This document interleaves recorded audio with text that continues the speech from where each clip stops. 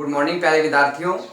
हमारा जो चैप्टर है संघीय कार्यपालिका का, वो क्या है कि प्रीवियस वीडियो में अपना फिनिश हो चुका है और इसके साथ ही हम आज जो चैप्टर पढ़ेंगे वो पढ़ेंगे सर्वोच्च न्यायालय का।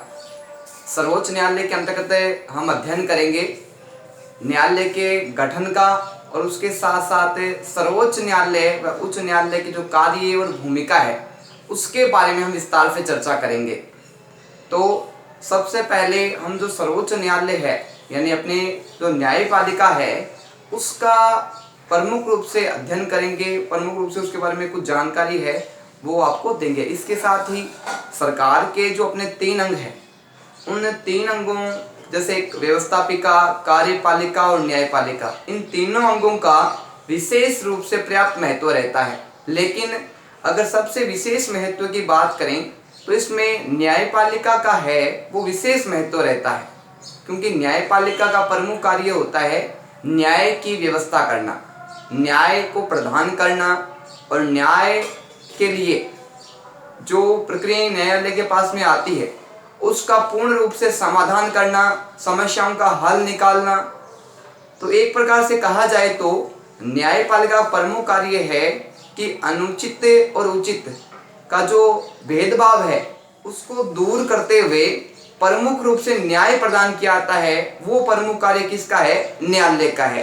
चाहे वो कोई भी न्यायालय हो, चाहे वो सर्वोच्च न्यायालय हो, चाहे वो उच्च न्यायालय हो, चाहे वो जिला न्यायालय हो या कोई भी न्यायालय हो, न्यायालय का प्रमुख और सर्वोत्तम कार्य माना गया है न्याय प्रदान करना। और वो न्याय किस आधार पर प्रदान करेगा?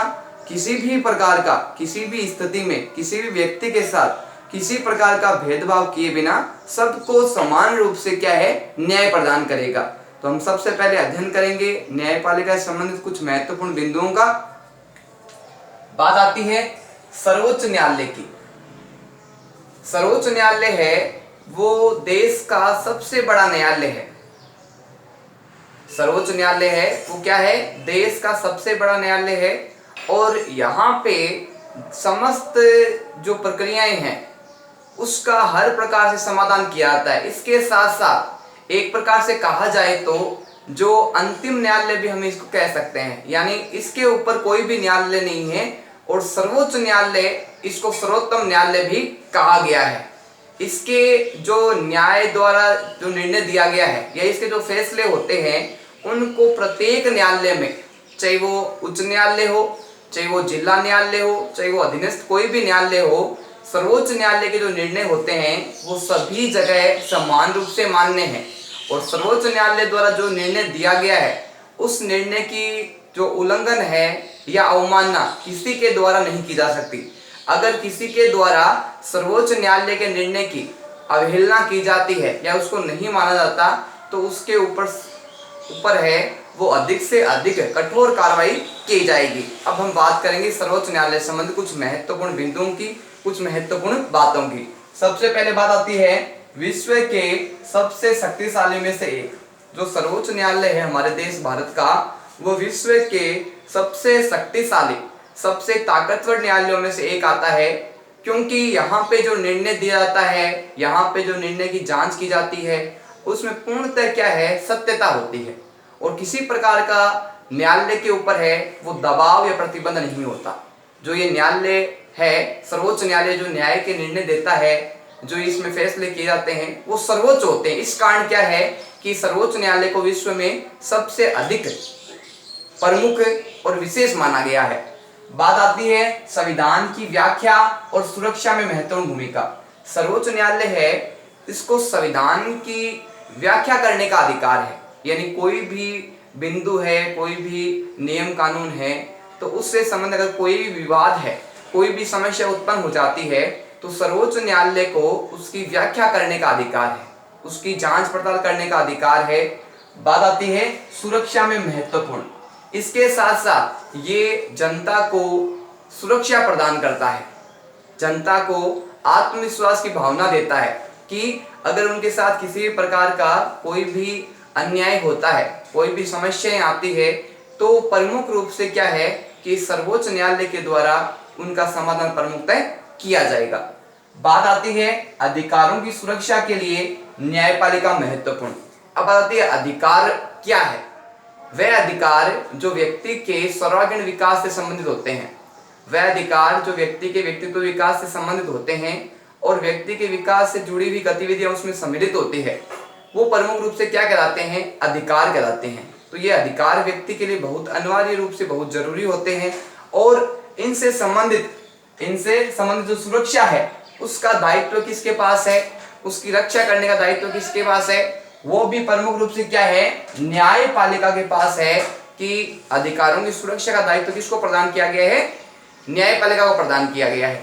बात आती है समाज में व्यक्तियों के बीच और सरकार के बीच विवाद उठते हैं। हम देखते हैं कि समाज में व्यक्तियों के बीच में, सरकार के बीच में विवाद उठते हैं, यानी आपस में झगड़े उत्पन्न हो जाते हैं। दो सरकारें हैं, राज्य सरकारें, वो किसी विषय को लेके उसमें मतभेद उत्पन्न हो जाते हैं। तो जब व्यक्तियों के बीच में विवाद उत्पन्न हो गए, सरकार के बीच में विवाद उत्पन्न हो गए, तो अब इसका समाधान कौन करेगा। तो ध्यान रखना कि सभी विवादों को कानून के शासन के सिद्धांत से हल करना। जो न्यायपालिका है वो चाहे व्यक्ति के बीच में विवाद हो, चाहे दो राज्यों की सरकारों के बीच में विवाद हो, उन विवादों का समाधान करने का प्रमुख कार्य किसका है, न्यायालय का है। न्यायालय के द्वारा क्या है कि इन विवादों को प्रमुखतः हल किया जाता है और इनकी समस्याओं का समाधान निकाल जाता है। और किस सिद्धांत पे कार्य करती है, कानून के शासन के सिद्धांत पे। किस सिद्धांत पे, कानून की जो व्यवस्था है, कानून के जो नियम है, उस व्यवस्था को ध्यान में रखते हुए क्या है कि न्यायालय के द्वारा अपने निर्णय दिए जाते हैं और किसी प्रकार का भेदभाव है वो किसी भी स्थिति में किसी के साथ भी नहीं किया जाता। बात आती है कानून के शासन का भाव क्या है, कानून का शासन क्या है, कानून के शासन की प्रमुख डेफिनेशन क्या है। तो ध्यान रखना, सामान्यतः धनी, गरीब, स्त्री, पुरुष, उच्च और पिछड़े सभी लोगों पर एक समान कानून लागू हो। समाज में रहने वाले, चाहे वो गरीब लोग हो चाहे अमीर लोग हो, चाहे समाज में रहने वाले स्त्री हो चाहे समाज में रहने वाले पुरुष हो, चाहे समाज में रहने वाले पिछड़े वर्ग हो या समाज में रहने वाले जो उच्च वर्ग हो, उन सभी पर कानून समान रूप से व्यवस्था बनाए रखता है। यानी किसी भी स्थिति में, चाहे व्यक्ति गरीब हो चाहे अमीर हो, अधिक पैसे वाला हो या जिसके पास पैसे नहीं हो, चाहे वो महिला हो चाहे पुरुष हो, चाहे वो उच्च वर्ग का हो चाहे निम्न वर्ग का हो, कानून सबके लिए समान दृष्टि से समान है और कानून इन दृष्टि से किसी भी के साथ किसी भी प्रकार का भेदभाव नहीं करता। बात आती है न्यायपालिका कानून के शासन की रक्षा और कानून की सर्वोच्चता सुनिश्चित करती है। न्यायपालिका है वो प्रमुख रूप से किस व्यवस्था पे कार्य करती है, तो ध्यान रखना प्रमुख रूप से कानून के शासन की रक्षा, यानी कानून है उसके जो नियम हैं, जो कायदे हैं, उनकी रक्षा करने का प्रमुख कार्य किसका होता है, न्यायपालिका का होता है। अब आते हैं कानून की सर्वोच्चता सुनिश्चित करना, यानी समाज की जो सारी व्यवस्थाएं हैं उसमें सबसे सर्वोपरि कौन है, कानून है। कानून को ध्यान में रखते हुए क्या है कि सबको कार्य करने पड़ते, चाहे सरकार हो चाहे व्यक्ति विशेष हो चाहे न्यायपालिका हो, वो नियमों को ध्यान में रखते हुए कार्य करे। और नियमों का अगर कहीं भी उल्लंघन होता है, नियमों को कहीं भी तोड़ा जाता है, तो न्यायालय की शरण लेके जो अनुचित और उचित है उसका भेदभाव प्रमुख रूप से न्यायपालिका के द्वारा किया जाता है। बात आती है न्यायपालिका व्यक्ति के अधिकारों की रक्षा करती है। व्यक्ति को जो संविधान के द्वारा जो अधिकार मिले हैं, संविधान के द्वारा जो उसके व्यक्ति का विकास हो सके पूर्ण रूप से, इसके लिए संविधान ने व्यक्ति को अधिकार दिए हैं ताकि किसी भी प्रकार से व्यक्ति के साथ कोई भेदभाव नहीं हो, उसको प्रगति के समान अवसर मिले और वो अपने आप को विकास करने में उसको जो सरकार है वो अवसर प्रदान करती है। तो एक प्रकार से कहा जाए तो न्यायपालिका है वो व्यक्ति के अधिकारों की क्या करती है, रक्षा करती है। व्यक्ति को जो अधिकार मिले हैं अगर कहीं भी उसका उल्लंघन होता है किसी भी अधिकार का, तो व्यक्ति न्यायालय में शरण ले सकता है और न्यायालय के द्वारा प्रमुख कार्य क्या होगा कि व्यक्ति के साथ जो भेदभाव किया जा रहा है, चाहे व्यक्ति विशेष के द्वारा किया जा रहा हो, चाहे वो सरकार के द्वारा किया जा रहा हो या किसी अन्य के द्वारा किया जा रहा हो, तो वह है कहाँ पे शरण ले सकता है, वो न्यायालय में सुरक्षा पा सकता है। बात आती है विवादों को कानून के अनुसार हल करती है। अब जो न्यायपालिका है वो इन समस्याओं को, इन विवादों को किस प्रकार से हल करती है, तो कानून की जो व्यवस्था है, कानून जो बने हुए हैं संविधान के द्वारा, सरकार ने जो कानून बनाए हैं उचित, उन कानूनों को ध्यान में रखते हुए क्या है कि न्यायपालिका अपने निर्णय करती है। न्यायपालिका अपने विवेक से निर्णय नहीं लेती, न्यायपालिका कानून को ध्यान में रखते हुए क्या है कि न्याय प्रदान करती है और विवादों का समाधान करती है। बात आती है लोकतंत्र की जगह तानाशाही न्यायालय। अगर न्यायपालिका व्यक्ति के अधिकारों की सुरक्षा प्रदान नहीं करेगी, कानून की व्यवस्था को बनाए नहीं रखेगी, तो जो लोकतंत्र है, लोकतंत्र का मतलब होता है जनता के द्वारा जनता के लिए शासन, जो व्यवस्था है ये बनी रहे, इसके लिए आवश्यक है कि उचित तरीके से न्याय प्रदान किया जाए और जो सरकार है, जो व्यवस्थाएं हैं, उसको तानाशाही न्याय बनने दी। तानाशाही का मतलब होता है अपनी इच्छा के अनुसार नियम कानून बनाना, अपने इच्छा के अनुसार जो भी प्रक्रियाएं हैं उन्हें परिवर्तन कर देना, अपनी इच्छा के अनुसार नए नए पद्धतियां लागू करना। तो ये जब ऐसी हो जाएगी तो क्या है कि लोकतंत्र की जगह किसका रूप आ जाएगा, वर्तमान में तानाशाही रूप ले लेगा, जो क्या है जनता के हित के लिए नहीं होता। बात आती है न्यायपालिका किसी राजनीतिक दबाव में न हो। न्यायपालिका है उसके द्वारा जो भी निर्णय किए जाते हैं, जो भी फैसले दिए जाते हैं, वो किसी दबाव में नहीं होने चाहिए। किसी भी प्रकार का उनके ऊपर दबाव होगा तो न्यायपालिका क्या है कि स्वतंत्र रूप से निर्णय नहीं कर पाएगी, और स्वतंत्र रूप से निर्णय नहीं कर पाएगी तो वो उचित फैसले नहीं दे पाएगी। इसलिए आवश्यक है कि न्यायपालिका को किसी भी प्रकार से दबाव में नहीं रखा जाए, किसी भी प्रकार से उसके ऊपर किसी प्रकार नियंत्रण नहीं हो, और वो जो निर्णय दे वो स्वतंत्र रूप से प्रमुखतः निर्णय दे।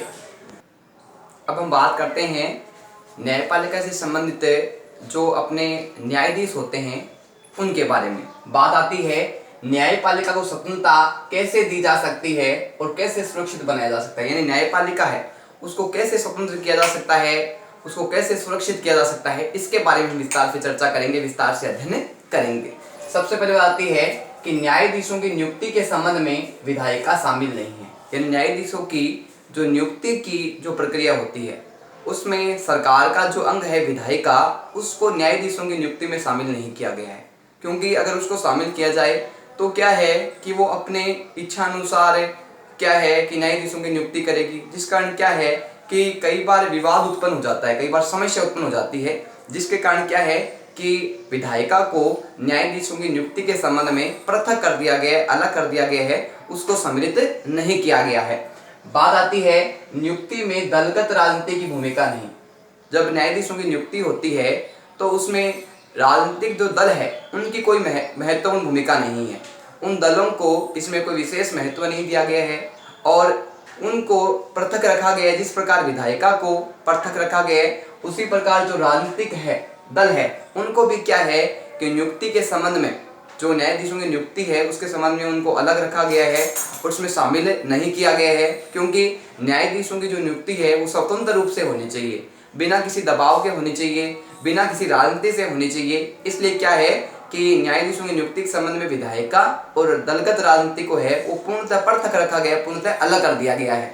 बात आती है न्यायाधीश नियुक्त होने के लिए वकालत या कानून का विशेष अनुभव हो। न्यायाधीश कौन सा व्यक्ति बनेगा, न्यायाधीश किस व्यक्ति को बनाया जाएगा, इसके लिए कुछ विशेष परिस्थितियां निर्धारित की गई है, कुछ विशेष नियम बनाए गए हैं कि उस व्यक्ति को क्या है न्यायाधीश बनाया जाएगा जो क्या है वकालत का अनुभव हो, जिसको कानून के बारे में जानकारी हो, जिसको गलत सही का भेदभाव करने का अच्छी तरीके से ज्ञान हो, जिसको सही तरीके से निर्णय लेने की क्षमता हो, और उसके साथ साथ क्या है कि कानून का विशेष अनुभव, कानून का ज्ञाता हो, कानून का विशेष जानकार हो। ऐसे व्यक्ति को क्या है कि न्यायालय का न्यायाधीश बनाया जाता है। तो एक बात यहाँ स्पष्ट है कि जो न्यायाधीश है वो किस व्यक्ति को बनाया जाएगा, जो कानून का ज्ञाता हो, इसके साथ साथ उसको वकालत का अनुभव हो, उस व्यक्ति को क्या है कि न्यायालय का न्यायाधीश बनाया जाता है। बात आती है न्यायाधीशों के कार्यकाल निश्चित। न्यायाधीशों का जो कार्यकाल है वो निश्चित किया गया है, निर्धारित किया गया है। क्योंकि एक बात इसमें ध्यान रखना कि जो सर्वोच्च न्यायालय है और जो उच्च न्यायालय है उसके न्यायाधीशों का जो कार्यकाल है वो समान नहीं होता। ध्यान रखना, न्यायाधीश है सर्वोच्च न्यायालय के और उच्च न्यायालय के, उन दोनों न्यायाधीशों के कार्यकाल है वो असमान होता है, समान नहीं होता। और इनका कार्यकाल भी क्या है कि संविधान द्वारा निर्धारित किया जाता है और समय समय के आधार पे इनकी जो संख्या है, उनकी जो उम्र है, उसके आधार में कुछ परिवर्तन इसमें होते रहते हैं। बात आती है सेवानिवृत्त होने तक के पद पे बने रहना। न्यायाधीश है वो अपने पद पे कब तक बना रहेगा, कब तक उसका अस्तित्व बना रहेगा, तो जब तक उसका सेवानिवृत्त नहीं हो जाता, जब तक वो अपने पद को छोड़ नहीं देता यानी रिटायरमेंट नहीं हो जाता, तब तक क्या है कि वो अपने पद पे बना रहेगा और उसको पद से हटाने की जो प्रक्रिया है वो भी बहुत कठिन प्रक्रिया प्रमुख रूप से देखने को मिलती है।